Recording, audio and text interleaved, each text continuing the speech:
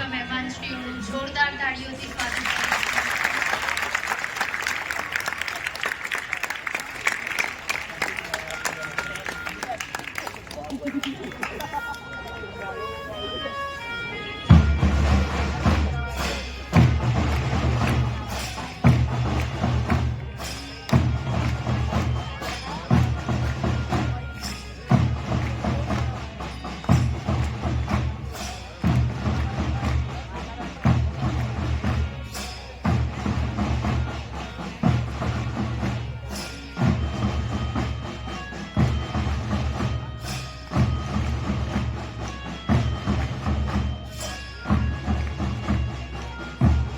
બંધારણ વર્લ્ડનું સૌથી મોટું હાથથી લખવામાં આવેલું બંધારણ માનવામાં આવે છે.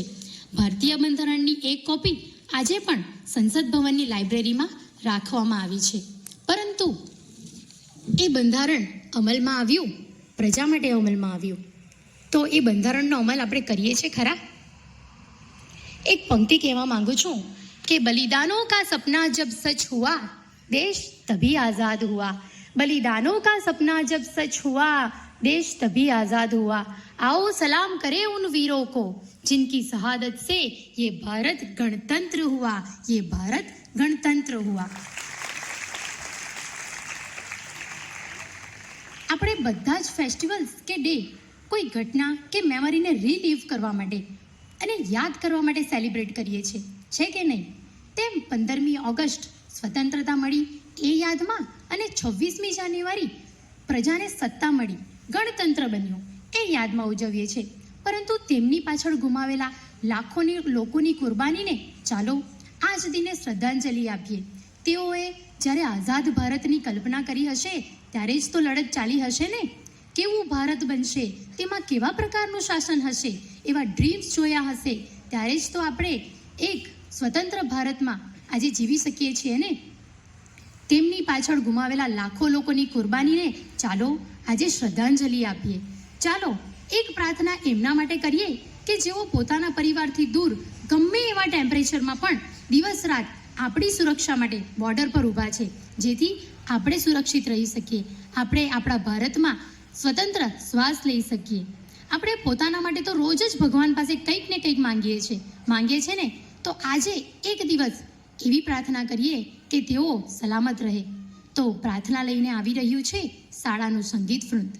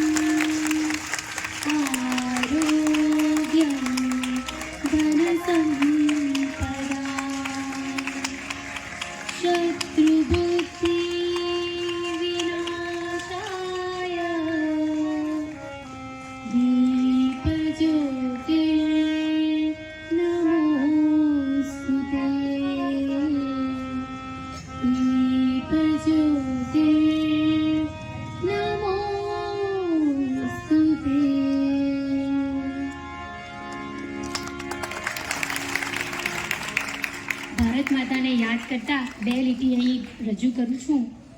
ये देश है अलबेलों का मतवाले यहाँ रहते हैं.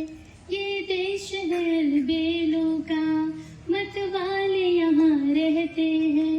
मिट जाए तिरंगे पे जो उजियाले यहाँ रहते हैं. मिट जाए तिरंगे पे जो उजियाले यहाँ रहते हैं. दुनिया में सिर्फ हम ही हैं जो मुल्क को माँ कहते हैं.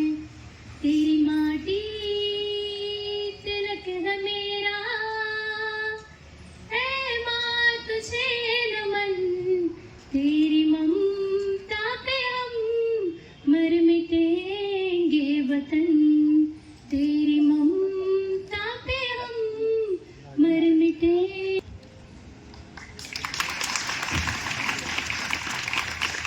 भारत माता की भारत माता की